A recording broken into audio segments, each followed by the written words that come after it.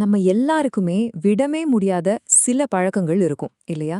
எத்தனை தடவை ட்ரை பண்ணாலும் சுத்தி சுத்தி திரும்ப அதே இடத்துக்கு வந்து நிப்போம். சரி, இன்னைக்கு நாம அந்த போராட்டத்துல ஜெயிக்கிறதுக்கு ஒரு புது வழிய பத்தி தான் தெரிஞ்சுக்க போறோம். வாங்க உள்ள போலாம். இந்த கேள்வி நம்ம மனசுக்குள்ள எத்தனை தடவை வந்திருக்கும் யோசிச்சு பாருங்க. இது எல்லாருக்கும் வர்ற ஒரு ஃபீலிங் தான். ஆனா இதுக்கு காரணம் நம்ம கிட்ட வில் பார், அதாவது மன உறுதி இல்லைன்னு மட்டும் நினைச்சிடாதீங்க. விஷயம் அதுக்கும் மேல. முதல்ல முடிவில்லாத போராட்டம். ஆமா, ஒரு பழக்கத்தை விடணும்னு ட்ரை பண்றது, தோத்து போறது, மறுபடியும் ட்ரை பண்றது, இந்த சைக்கிள் இருக்கு பாருங்க, இது ரொம்பவே வேதனையானது. நம்மள நிறைய பேர் இதுல மாட்டி தவிச்சிருப்போம். இந்த ஃபீலிங் உங்களுக்கு நல்லா தெரிஞ்ச ஒண்ணா இருக்கா? ஆமா, இதுதான் நிறைய பேரோட அனுபவம். ஒவ்வொரு தடவையும் நாம தோக்கும்போது அது நம்மள இன்னும் வீக் ஆக்கிடுது. ஆனா அந்த பழக்கம் அது இன்னும் ஸ்ட்ராங் ஆயிடுது. இதுல ஒரு பெரிய பாரடாக்ஸ், அதாவது முரண்பாடே இருக்கு. என்னன்னா, ஒரு பழக்கத்தை எதிர்த்து நம்ம எவ்வளவு சண்டை போடுறோமோ நம்மளோட முழு கவனமும் அது மேலதான் போகுது. இதனால அந்த ஆசை குறையறதுக்கு பதிலா இன்னும் ஜாஸ்தி தான் ஆகும். அடுத்த பகுதி, மன உறுதியின் மறுபக்கம். சரி, நம்மளோட வில் பவரை பயன்படுத்துற விதத்தையே கொஞ்சம் கேள்வி கேட்கலாம்.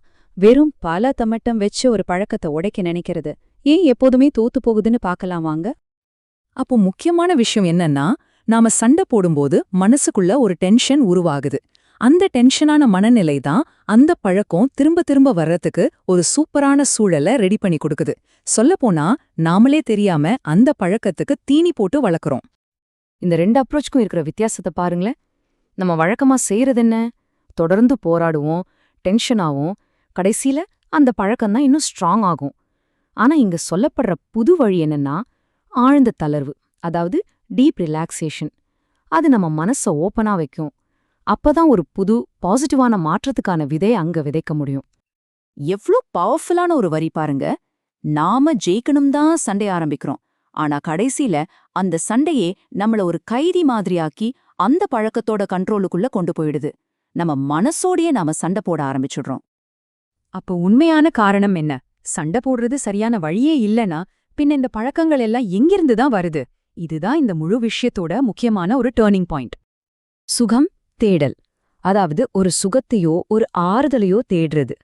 நம்ம கெட்ட பழக்கங்களை ஒரு மாரல் ஃபெயிலியரா பாக்குறதை விட்டுட்டு வாங்க இத சுகம் தேடல் அப்படின்ற ஒரு கோணத்துல பார்க்கலாம். நம்ம மனசு இயல்பாவே ஒரு நிம்மதிய, ஒரு கம்ஃபர்ட்ட தேடிட்டே இருக்கும். அந்த தேடலுக்கு நாம கொடுக்கற ஒரு தப்பான பதில் தான் இந்த கெட்ட பழக்கங்கள். இத நல்லா மனசுல ஏத்திக்கோங்க. பிரச்சனை அந்த சிகரெட்ல இல்ல அந்த ஜங்க் ஃபுட்ல இல்ல. அதெல்லாம் வெறும் சிம்டம், அதாவது அறிகுறி மட்டும்தான். உண்மையான பிரச்சனை என்னன்னா, அந்த பழக்கம் நம்மளோட எந்த தேவைய பூர்த்தி பண்ண ட்ரை பண்ணுதுங்கிறது தான். அந்த தேவை ஒரு நிம்மதி தேடல். அப்போ இதுக்கு தீர்வு என்ன? அந்த சாவி எங்க இருக்கு? அதுதான் ரிலாக்ஸ். ஆமா, தளர்வான மனநிலை உண்மையான மாற்றத்துக்கான ரொம்ப ரொம்ப முக்கியமான கருவியே இதுதாங்க. இந்த அனாலஜி எவ்வளவு அழகா இருக்கு பாருங்க.